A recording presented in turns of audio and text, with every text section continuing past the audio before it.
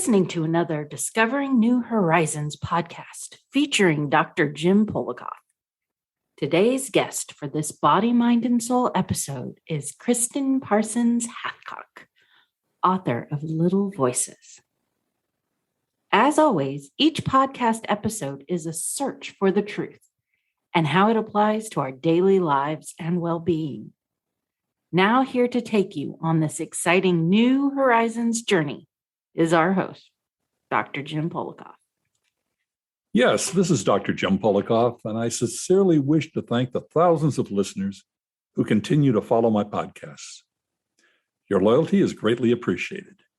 And I have also appreciated how many responses we've been getting from our Celebrity Past Lives episode. My goodness, the response has been great. I'm glad you've enjoyed it. We've got terrific comments. Keep those comments coming for all of our podcasts. And I promise that we're going to revisit past live celebrities again sometime during the fall. So keep tuning in for that. My guest for this Body, Mind, Soul episode is a unique, ingenious woman, but one with a very complicated life. She was forced to experience both childhood and adult domestic abuse, and she had to escape from a seductive predator who nearly destroyed her life. But despite her challenges, she found a way to help children who had been abused during their lifetimes. She accomplished this by spiritually channeling children to help them reveal the secrets of their deaths. This is going to be quite exciting when you hear it. Kiersten Parsons Hathcock is living proof that each of us has a gift of intuition that we may not yet have discovered. Today, Kiersten is a Shark Tank winning entrepreneur who heads an internationally known furniture company. She's a motivating TEDx presenter. And she's also an award-winning author of an inspiring new true story that we're going to discuss today. The book is entitled Little Voices. You're going to want to pick up a copy of this one. In any case, welcome, Kiersten, to Discovering New Horizons in Body, Mind, and Soul. I've given our listeners some of your background, but before we take a deep dive into your incredible story and how you help children who've passed on, and your exciting new book, Little Voices, let's move more towards the beginning. At a young age, you were feeling unhappy, but wasn't sure why. I believe you refer to this stage as gray life? Yes. Hi. Thank you so much for having me.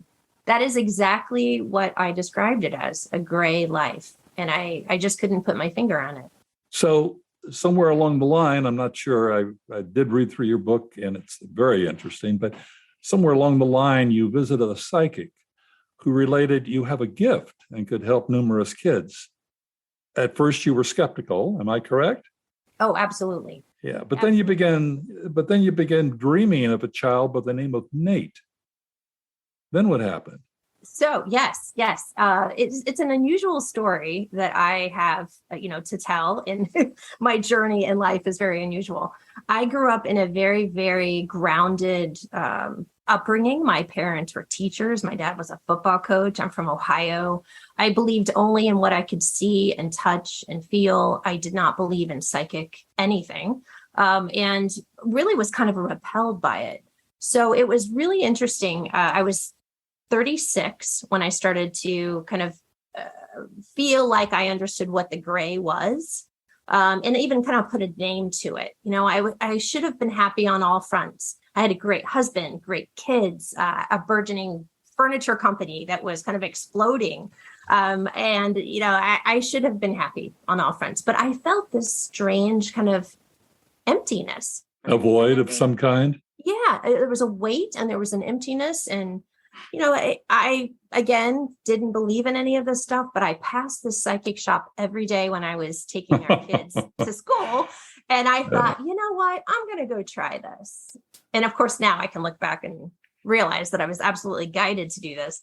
But she didn't have a crystal ball, did she? She probably did in the back. She did. I almost left. I went into the store and I sat there for a second waiting for her to come out.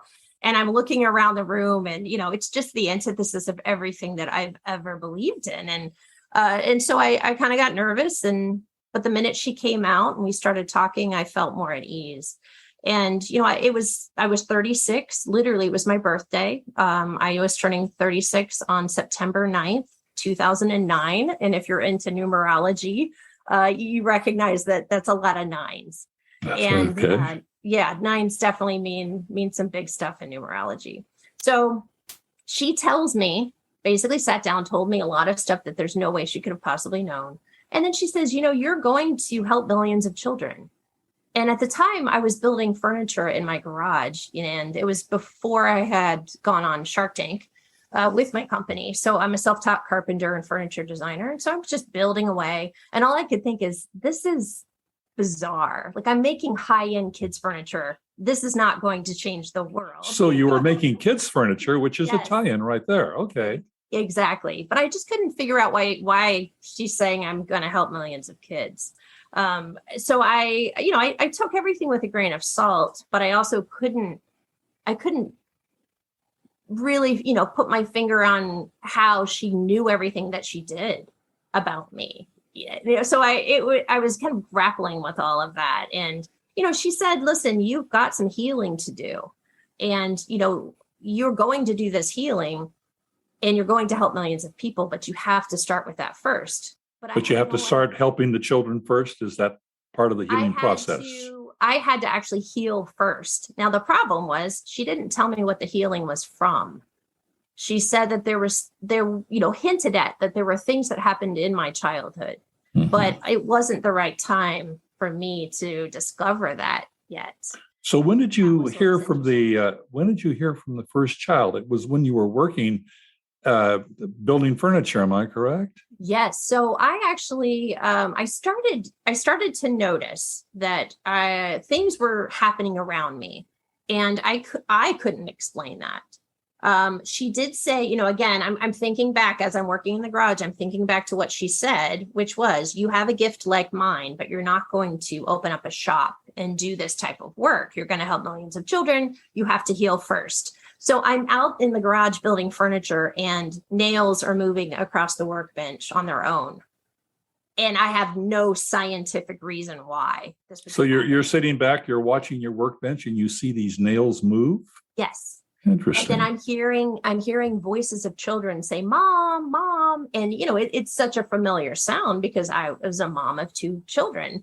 So I naturally thought, well, they're my kids asking for me. So I run inside really quickly. And then I remember, oh, they're at school. Well, who's calling my name? And, I'm looking for every single scientific outlet, and trying to look at, okay, well, that could be a child outside on the sidewalk who was calling to their own mom. So I am still dismissing everything that's happening, but it did ramp up. It got to the point where spirit children were walking through my kitchen. Could you actually see them? And I could see them. Yes. Really? Yes. So I got hit over the head with it at that age. So I was still around the age of 36. Once I started to understand that it wasn't all of the polyurethane, that I had been breathing in my garage and that I wasn't losing my mind, I realized that, this is actually real. And I think it started to ramp up even more, and more children started to try and communicate with me and give messages to me once I started to believe that this was real. And so that happened actually about 6 months after. Now, during this process, were they actually just moving through your area, or were they speaking to you? They were speaking to me. And what were they saying? They were, several. And there was more than one, I'm assuming, because I remember in your book, Nate was the one that came to mind. Yes, Nate. He's wonderful. So I didn't dream about Nate, but Nate actually did show up while I was reading a Facebook post. And I happen to know I know his parents from my high school, from my hometown, but I didn't know them well. We were just Facebook friends. So I'm reading a Facebook post, and it is a memorial post for Nate. Nate died when he was 13 of an AVM, brain AVM, so it's like an aneurysm. And then I'm basically reading it. I'm getting chills from head to toe. I am just sitting in my chair thinking, why am I feeling all of this? And then suddenly I could see him out of the corner of my eye standing next to me. And then I could hear him. So it was really one of the first times that I could integrate all of those, the clairaudience, the clair. Do you recall his expression? Was he sad? Was he? He had kind of a grin on his face because he knew where this was going to lead. He's one of those souls that's around me a lot. I have a lot of children around me, and they, I wrote the book because they ended up helping save my life.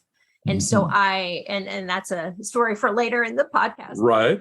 I ended up, kind of recognizing that he was there. And I thought, okay, if this is real, which I think it is, I'm just going to write down everything he says. I don't honestly remember what I wrote down. I don't remember what I share. And I think that's pretty common with a lot of mediums, that we don't remember. I don't even know where my notes are, to be honest with you. I just knew that I'm going to take this information down, and then I'm going to sit on this and figure out if I want to put myself out there and try and reach out to his parents. Did he ask you to reach out to his parents? He did. Mm-hmm. So I sat there for a minute, and I thought, okay, well, I'm just going to tuck this away because this is really scary. First of all, I do not want to bring any more pain to them because they had already lost their child. I don't know if they are open to any of this, if they are skeptical like I was. I knew that this was not something that I needed to rush into. So I went along my path. I think it was a day or two later that I was in the garage building a toy box, and I had this very quiet, calm knowing go through me. It was more of a feeling than anything else. And that calm said, now's the time. Was there a voice that said that, or just your intuition? Intuition, just a feeling of peace. And I'm grateful for that because it actually helps me. It helps me identify that, my intuitive hits and my intuition are real, but intuition can feel very calming. I think we're in a world that is so fear-based, right? There's so much fear and absolutely so much chaos. And yes, it was scary to reach out to them, but that inner knowing told me everything was going to be okay if I did. So at that point, did you decide to contact the parents? I did.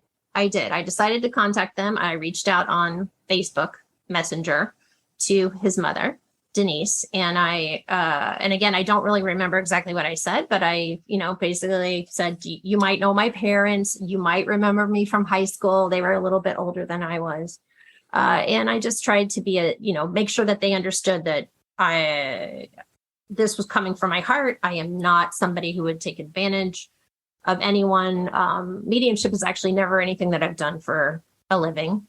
It's something that I've always done on a volunteer basis. So I made sure they understood all of that, and then just basically asked if she was open to hearing the messages I was receiving. Did you talk to her personally, or did you continue through Messenger? I did. So we went back and forth a little bit, and then I remember getting on the phone with her. And the messages that I tend to get from the children and from spirit in general are very, very specific. So there are things that, again, like when I went to the psychic medium for the first time, there were things that nobody could have ever known. These are, this happens quite a bit. So they show you evidential information first. That way the person understands this really is truly them. How long did it take the mother to believe you? It couldn't have happened right away. It was interesting. I think she was ready to believe, and I think she was also being guided to believe. Well, interesting. So she had some guidance, you feel, as well. I do. Okay. And so she, and she was, it's so painful. I can't even imagine losing a child, and I can't even go there and think about losing my own child or my own children. But I think that part of that had to do with wanting to know that he was okay, and that he could communicate. His father was a little bit different. And I didn't know this because a lot of this stuff was happening behind the scenes, but they both later told me, that he was thinking, okay, what's her angle? What's happening? There had to be skepticism involved. Sure. Absolutely. So he was definitely more of the skeptic. We spoke back, basically back and forth for a little while. I happened to have been going home to Defiance, Ohio to visit my parents on a particular trip that year. And I basically said, hey, I'd love to meet with you, both of you. I would just love, and if any other messages come through. Right. And they did. And so there were more messages from Nate. that you then shared with his parents. Yes. What about other children have come to you as well then? Did this become a pattern that more and more children came to you and wanted you to contact their parents? So some of them want me to contact their parents. Some of them want me to contact law enforcement. And that's where it, initially it was more kids like Nate. They died of natural causes. Then all of a sudden I started to notice that some of the children that were coming to me had been killed by pedophiles. Oh my goodness. So they came to you as abused children. Yeah. And I didn't know why. I kept thinking to myself, well, okay, I'm a mom. I build kids' furniture. I clearly have fashioned my life around children in some, force. And I thought, okay, well, this must be why they're coming to me. So it actually took about 2 or 3 years before I figured out the answer as to why they were coming to me. But there was a pattern there. I noticed that whether or not, if they were killed by predators, there was a big group of kids that came to me that were saying that they were. Then there were the kids that had died maybe of overdose or something, or suicide, and yet sexual abuse was in their background. Was in the background. So did this lead you to contact law enforcement to say, hey, I've got kids. I mean, I know what happened with them. And yes. And that was the next step. It was yes. And it was absolutely terrifying because, here I am running a successful furniture brand thinking I don't really want people to know this about me. I don't want it to hurt my family. I don't want it to hurt my company. And I certainly don't want to go out on a limb and put myself out there and then be wrong. But I also, looking back now, it's been 12 years since I first started channeling.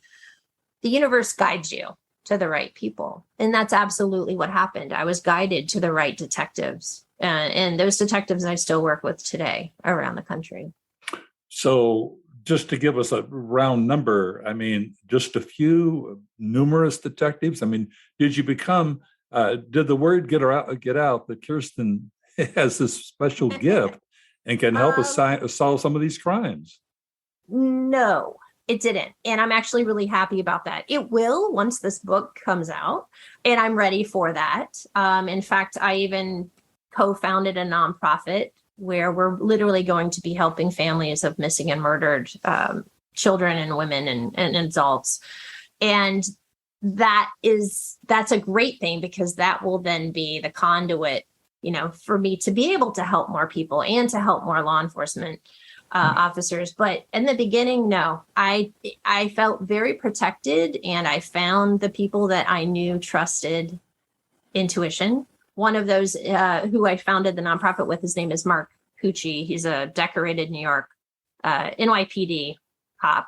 And he's also retired now. So you were in California at the time, am I correct? Yes. Okay. California. And he's in New York, and you're helping to solve a crime that took place in New York.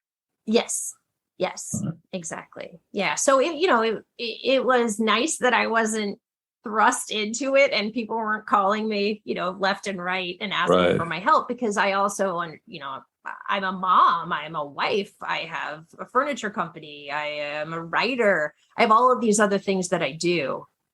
And I want to be able to live that life, that human life, As a child, you also experienced abuse. Yes. Do you mind discussing it? And is this a factor in your quest to help children? Absolutely. Yeah. And I don't mind talking about it at all. I do detail that, as you read in the book.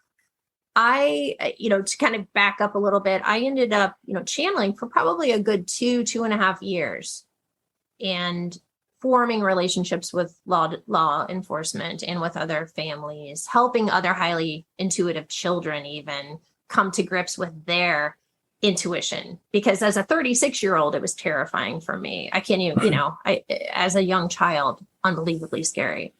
But it was about 2.5 years in that I found out why they were coming to me, and this is why. So I was sexually abused and raped by a distant uncle when I was between the ages of 3 and 6. So it stopped at the age of 6. And it took all of that time of channeling and understanding and really having faith in my own intuition to then see that when I started having visions of myself, which was shocking because I was used to having visions of other children, but I recognized that child as me. I understood that wasn't just make believe. It wasn't just something in my head. It was real. So it was something that was always there that bothered you, but you couldn't put your finger on it. And all of a sudden, yes, the dots connected. Yes, exactly. And it answered the question as to why they were coming to me. Those children were coming to me.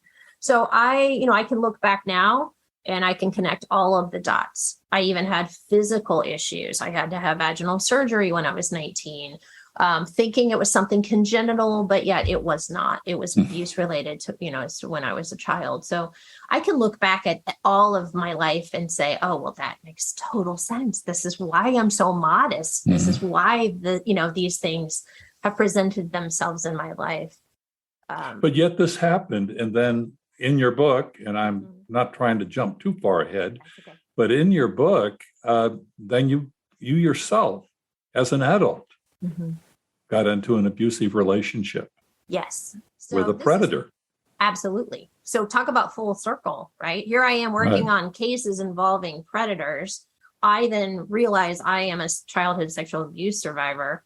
And then I literally fall in love with a predator. And I think what is so interesting about my story, and one of the reasons I wrote this, is because if you talk to abuse survivors, whether it is narcissistic abuse, sociopathic abuse, all forms of physical, domestic violence, all of them, intuition is key. And it's something that we all ignored. And I ignored my intuition. So you had an intuition about perhaps I'm not doing the right thing, but your emotion took over your intuition, so I'm assuming, correct? Yes. And even more so than emotion, I think it's the subconscious programming that an abuse survivor, especially in childhood, is left with. And that's something I did not understand. I didn't study psychology, so I had no idea there was a concept called wounded attachment. So basically what happened is my marriage at the time it was rocky. We had been through a lot of stuff. I end up meeting this man who literally sort of swept me off my feet, but I can now call that grooming because that's exactly what he did. He sort of groomed me the way that my uncle groomed me.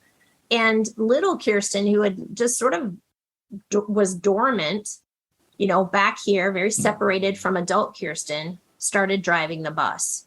Little Kiersten was absolutely full on feeling like this person feels familiar to me because that person did feel like my uncle. It's all a feeling of love that we want to feel, correct? Yes. So it was really interesting because it went against everything that I have ever been, and I'm a very devoted, loyal, justice-minded person.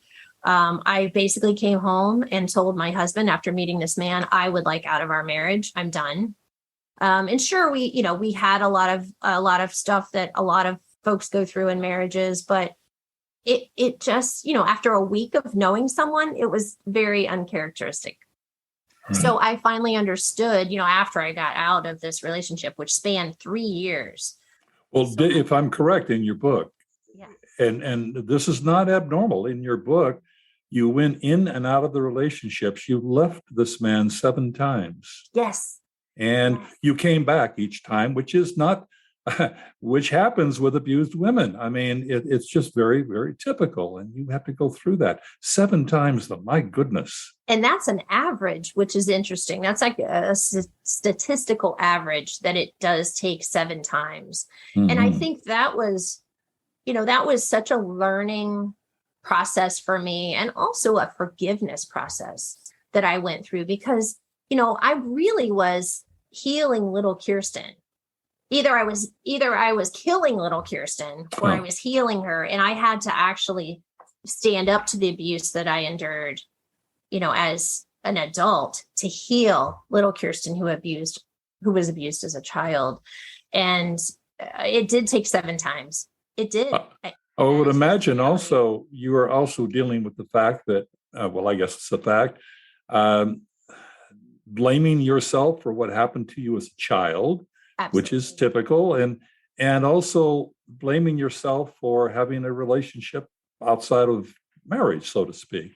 Oh So, my gosh, yes.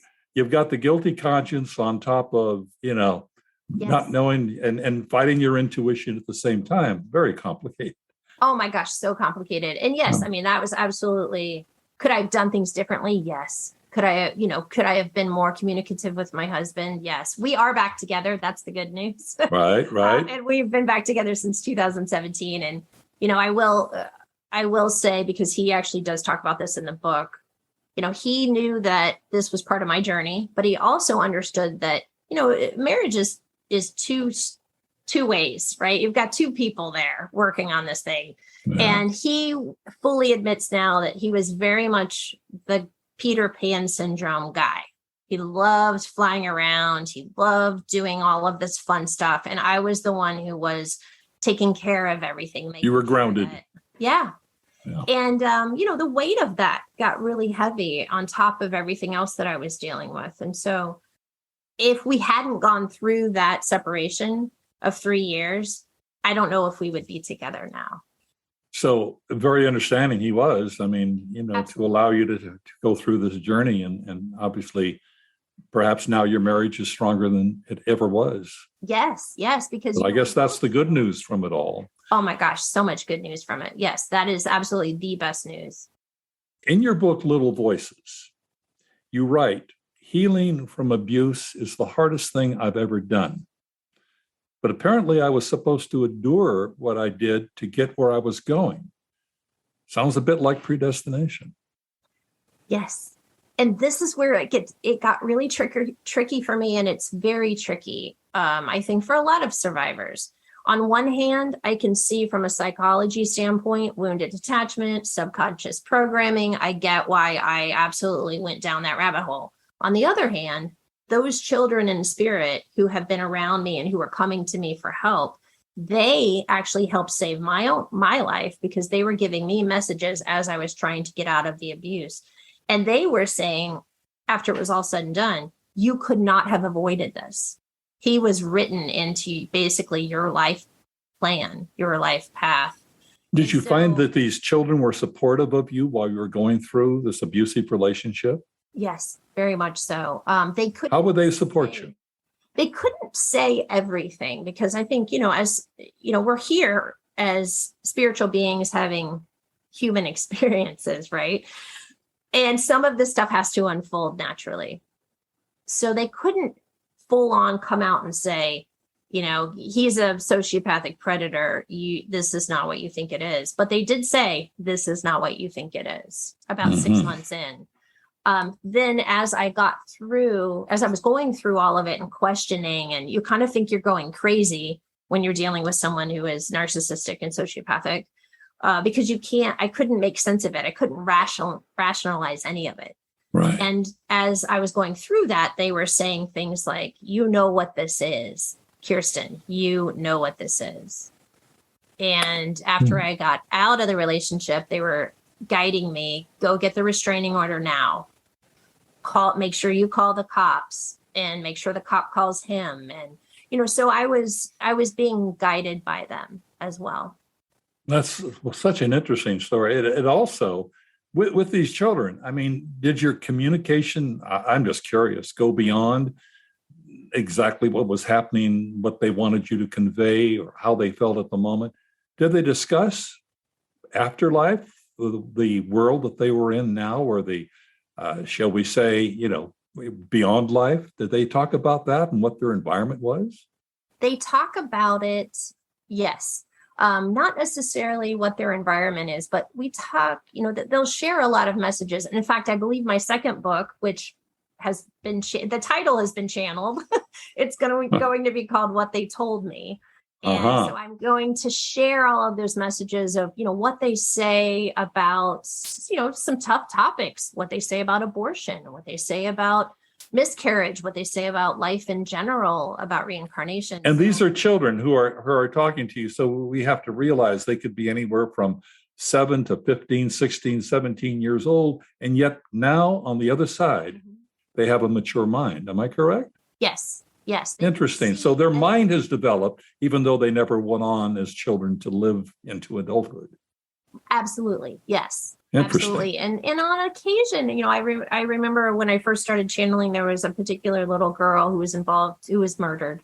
And I would always see her one way when she would present herself. She would always present herself at the age that she passed.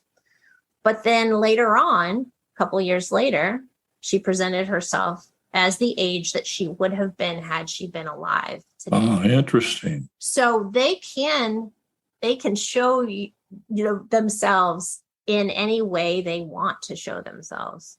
And for me, mostly obviously they're coming in as children because they want me to understand that is exactly. Were they always physically seen by you, or sometimes you just heard the voices? Most of the time I physically see them because I need to identify them. They don't always show themselves. Particularly if they were abused and you're talking to law enforcement or trying to solve the crime, right. Seeing them obviously is important. Absolutely. Which must amaze the law enforcement officers involved, the fact that you can be across the country and still have visualized the description of the abused child. Yes, there have definitely been some holy crap moments. Yeah, I would imagine.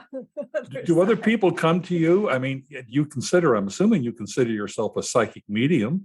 And do other people come to you because they want to communicate with their family members who might have passed on?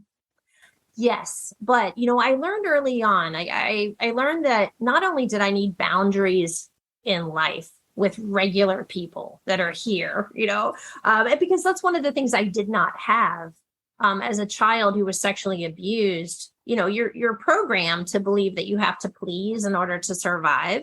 So I spent most of my life as a people pleaser. I did not have boundaries. I would not say no. I would always say yes to everyone. So I had to learn that, but I also had to learn that on the other side and working with those that are on the other side, because otherwise I would get inundated. I mean, there would be hundreds. I would imagine. And when this book comes out, you will be inundated. I can assure you. Yes. I mean, do you feel that you have purged your demons, so to speak? Do you feel that you're beyond now the abuse that you had, and you can go forward and not have that burden on your shoulder? Absolutely. Absolutely. I think I will always regret. There was always regret, right? Especially in hurting my family. Now they will say, we know you had to go through this. We love you, Mom.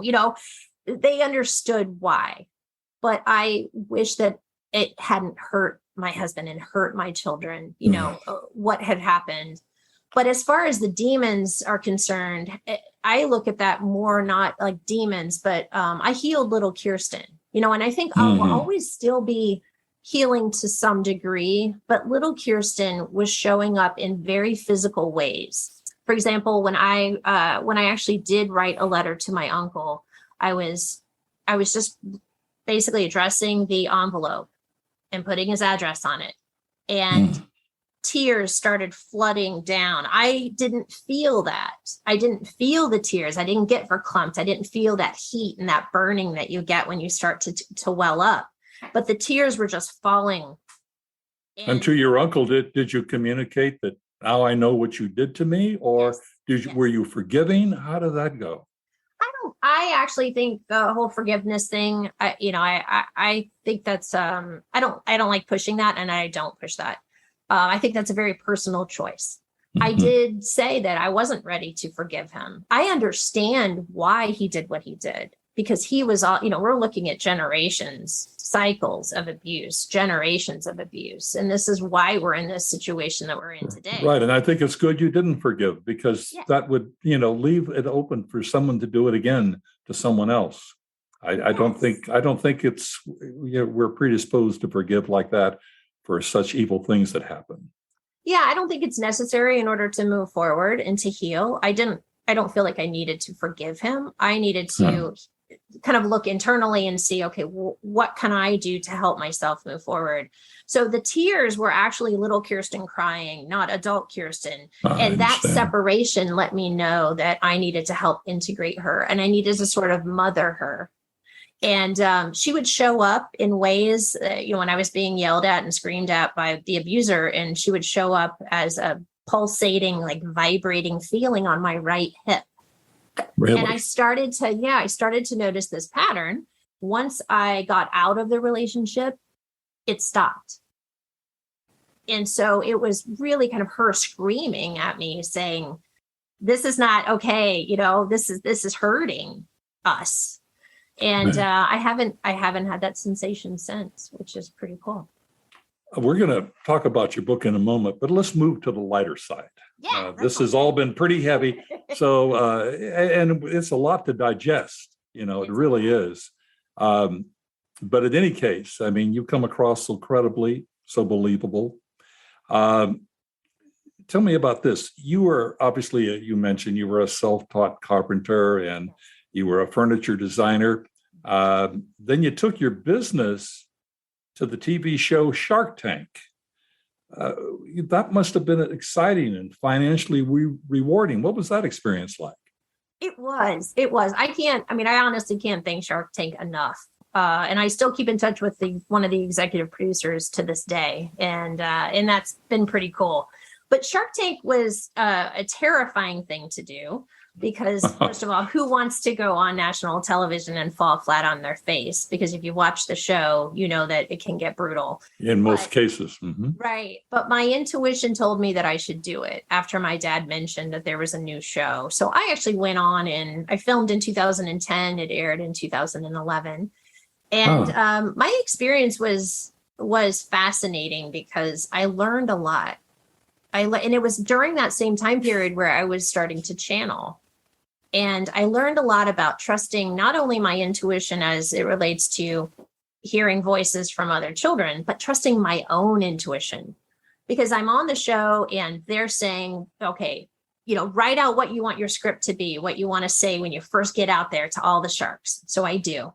And then the line producers work with you and they start to offer suggestions to edit, which is great. This is what they do, you were in the business. And so I'm trusting completely that they know what they're doing and that I should just absolutely please them. Old Kiersten, right? People pleaser. So I did everything they said I should do. But yet when I got up to practice 2 days before I actually was filming with the sharks, I bombed completely because it had morphed into a speech that was not. It wasn't you. It didn't come from internal. So you bombed on the show, you say? Is that what happened or before? Before the show, 2 days prior to filming, they bring all of the folks in who are. So it's like a dress rehearsal.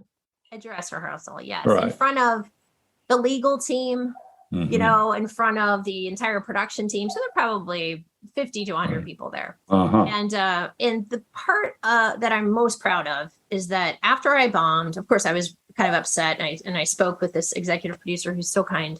And Clay said to me, you know what, just go home and practice. It's going to be fine. Just keep practicing. And I said, Clay, I can't. This is just not me. And so I went home and I basically just rewrote the whole thing that I had been practicing for a month, but I rewrote it. And then what you see on the actual Shark Tank episode is what I wrote in 2 days. And it's the only reason that I got 2 offers. Well, and that's the important thing. You got offers. Did you accept any of them? I did. I accepted an offer from Robert Herjavec. And I was super excited about that, of course, and very hopeful. And that didn't work out. He decided that he felt like I was still a little bit too small and he wanted me to come back. And I think he wanted me to come back after the episode aired. But at that point, that was devastating. I sat down. I literally went out and bought like a 6-pack of Corona and I sat on my floor and I cried. And I thought, but then, it was one of those moments that shaped my life because I thought, okay, I can do this. I've done this thus far. Right. I've been building furniture in my garage, selling it internationally, selling it to celebrities on my own without Shark Tank. So I picked myself back up and I kept going. And I think that was also a key. Because I think that's the story of your life so far. Yeah. You pick yourself up, back up, and you keep on forging ahead. You just keep going. Yeah. And then you share your story. You did a TEDx presentation. You share your story so you can inspire others. How did that go? It was the TEDx talk was really interesting, and I was really grateful also for that experience, and was grateful at the time and am grateful now. However, TEDx is very science based, and anytime you come with some kind of information like in journey like mine, I figured people are thinking woo woo kind of thing, right? I figured nobody was going to take on my TEDx talk, but Sedona, Arizona did. And, they're kind of a woo-woo capital. So right. That's where you go if you're psychic. Yes. Sedona's the place. Exactly. What was interesting about that is that I pitched, I basically gave my talk. It was an amazing experience. A lot of people came up afterwards in tears saying, thank you so much for sharing, what you did. TEDx as an organization decided to cut out a lot of parts of my speech. So the parts where I talk about intuition, those were cut. Really? That's perhaps the most important part of it. It is. And so that was really, really disappointing because I really didn't have a choice in that. So what you see if you go to the TEDx site is my pitch, but it was basically all the intuition was cut out of it. I did post my daughter actually took a video while I was while I was on stage. And so I posted that on my website. So on your website, which we're going to talk about later, but on your website is the real TEDx talk from the heart. One. So it's pretty interesting how that worked. So let's get to your book right now. You're very fortunate to have an excellent agent, Tina Wainscott, and now a publisher, Post Hill Press, who's arranged, I believe, to release the book September 20th, if I'm correct. Yes, thank you. But, one of the strong reviews, I'm just looking at it here, one of the many strong reviews that you've had for your book states, Little Voices is a life-changing book. Not only will it make the biggest skeptic believe in intuition, but it will also connect the dots for millions of abuse survivors. Apparently you agree? I do agree. And you've had many good, you've had many, many good books, but about intuition and something that I think we'd like to kind of, pass on because you've touched on it all the way through our interview here. Mm-hmm. And so it's really kind of, since we're running out of a bit of time, it's my last main question. Okay. It's your belief that we all have the gift of intuition. So can you provide a couple of tips to our listening audience as to how they can begin to develop their intuition? Any secrets? I would love to. Yes. So, again, coming from being a very skeptical, scientific-minded person who believes in empirical research, intuition is something that's difficult to believe in. But I honestly think that that's the key. That was the key for me, was to set the intention that I want to be open to recognizing my intuition. And had I not done that, I was hit over the head with it and I needed to be shown all of this proof. But when it comes down to it, if you want to strengthen your intuition, you just have to be committed to it and say, I am open, like show me the signs. And I do believe all of us have intuitive abilities. I think it's like anything else. You've got the Michael Jordan of basketball. You're always going to have people that are dialed up a little bit higher. But everyone has the ability to recognize signs from their loved ones in spirit, to communicate with those in spirit. You just have to pay attention. And the more you pay attention, the more you will notice. All right. So that's rather interesting. I'm just out of curiosity, is intuition comparable to a gut feeling? When somebody says, I've got a gut feeling about this or that? Yes, I believe so. And that's how I always spoke about it. I didn't realize, of course, now looking back, I was always a highly intuitive child. And I would have gut feelings. I would have feelings about people when I met them. So, I think that we are programmed in our society to only believe in what we can see and feel, that conscious mind, right? But really the gift that we all have, which can be used as a roadmap, is the stuff that we feel. We feel all of these things, especially as children. And then it sort of I don't know, conditioned out of us in a way. Well, that kind of makes sense regarding a guest that I recently had on a podcast who gets into past life regression and all of that, but she contends that much of this is brought on by angels and spirit guides, et cetera. Mm-hmm. So I think you're really saying intuition is part of listening to people who are around us and trying to help us, whether they be little children in your case, or perhaps angels or spirit guides or whatever, but whoever it is on the other side is somehow trying to help us if we'd only allow our minds to be open to it. Yes, that's the key. That was the key for me. Just to say, you know what? So what? I don't necessarily believe in all of this. I'm going to be open to it. I'm going to set the intention that I want to be more open to it. And that was the key. The floodgates sort of opened at that point because I was open to knowing there's a lot we can't understand and we can't prove, in the world of science. Right. Thankfully, we're catching up in that world of science. But I definitely think that is the key. You just have to be open to seeing that they are around us all the time, and the messages and the signs. And if you see 1111 all the time, that's a message. And that's a message, huh? And your nines, with your nines, it's the same type of thing. Yes. So where can we find your book? It's going to be out September 20th. Post Hill Press is the publishing company, correct? Yes. Where are we going to find the book? So it is distributed by Simon & Schuster, which is fantastic. So it's one of the bigger ones. Yes. So it's pretty much everywhere. So Amazon, independent booksellers. You can also find me if you want to go to all of those different links. You can go to my website, which is KierstenHathcock.com. Right. And people may have a problem, just like they do with my name, because it's James Polakof. Kiersten is Kiersten. Yes. And Hathcock is Hath. Yes. COCK. That's right. .com. Yeah. Well, the important thing is, again, the nice thing about our listening audience, and they've been growing recently, which I always am pleased about, but they come to our website often. And again, I want to remind our audience that you come to our website, which is jamespolakof.com, and we're going to have our narrator, so to speak, mention that again. But you come to our website, you're going to find all the information about Kiersten. But also, you can, I'm sure, plug in or Google Little Voices, correct? And then it'll probably come up as well.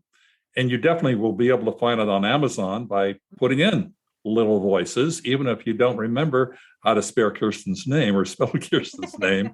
So one way or the other, we're going to get this out, and we're going to get it out through social media. People need to read this book. It's inspirational. It's exciting.